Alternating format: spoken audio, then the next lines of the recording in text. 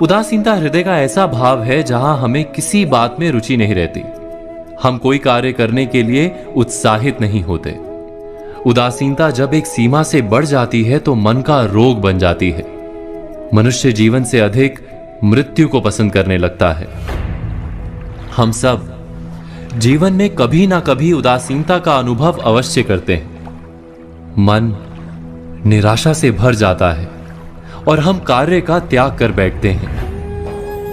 अधिकतर हमारी उदासीनता कुछ समय के लिए ही होती है, इसलिए उससे होने वाली हानि को हम पहचान नहीं पाते।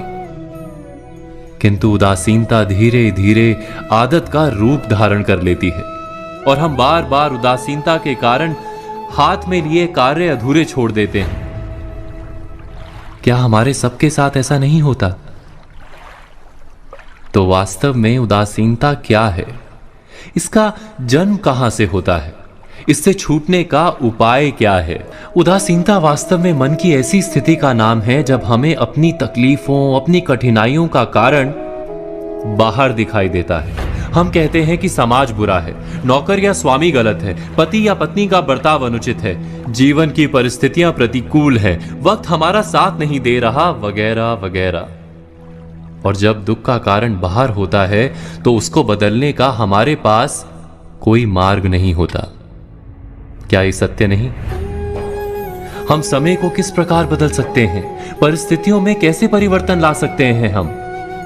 अर्थात हम स्वयं को निस्सहाय मानने लगते हैं और वहीं से उदासीनता का जन्म होता है।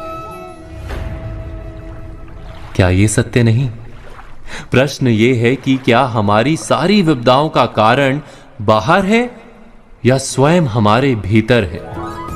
हमारे बुरे हालात क्या दूसरों के कारण है? क्या हमारा परिवार हमारा शत्रु है? क्या समाज दुश्मन है? या हमारी परिस्थितियां हम स्वयं निर्मित करते हैं? विचार कीजिए। पतझड़ में पत्ते गिरा देने वाली ठंड क्या वृक्ष के साथ दुश्मनी कर रही है? नहीं, ऋतु चक्र तो अपना कार्य करता है।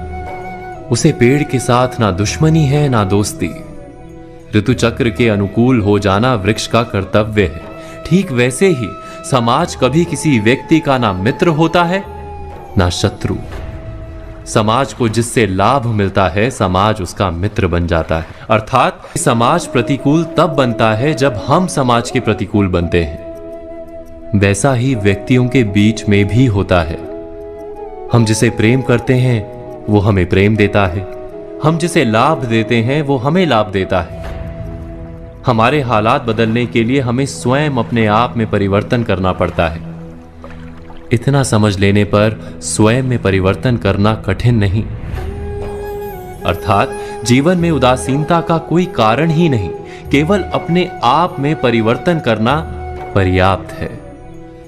अवश्य विचार कीजिएगा, चिंतन कीजिएगा, मनन कीजिएगा।